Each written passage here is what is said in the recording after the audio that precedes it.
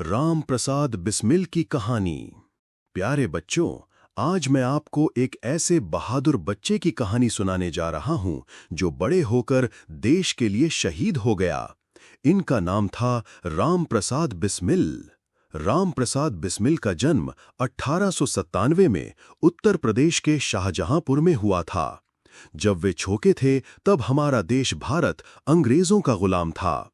अंग्रेज हम पर राज करते थे और भारतीयों को बहुत परेशान करते थे।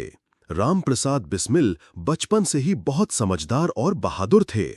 उन्हें ये बिल्कुल पसंद नहीं था कि अंग्रेज हमारे देश पर राज करें।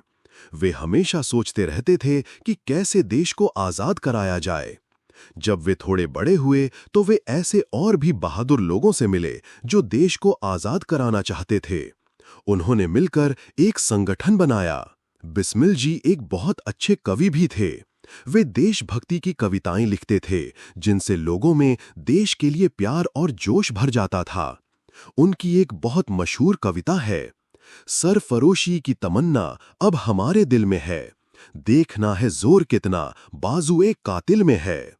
ये कविता सुनकर हर कोई जोश से भर जाता था। बच्चों, अंग्रेजों के पास बहुत ताकत थी और वे हमारे देश से धन लूट रहे थे। बिस्मिल जी और उनके साथियों ने सोचा कि अंग्रेजों से लड़ने के लिए पैसों की जरूरत होगी। तब उन्होंने एक बहुत ही साहसी काम किया। ये बात है 9 अगस्त 1925 की, जब उन्होंने और उनके साथियों ने मिलकर काकोरी नाम की जगह पर एक ट्रेन रोककर सरकारी खजाना लूट लिया। इसे काकोरी कांड के नाम से जाना जाता है। ये काम बहुत बहादुरी का था, लेकिन अंग्रेजों को ये बिल्कुल पसंद नहीं आया। उन्होंने बिस्मिल जी और उनके साथियों को पकड़ने के लिए अपनी पूरी ताकत लगा दी। आखिरकार बिस्मिल जी और उनके कुछ साथी पकड़े गए।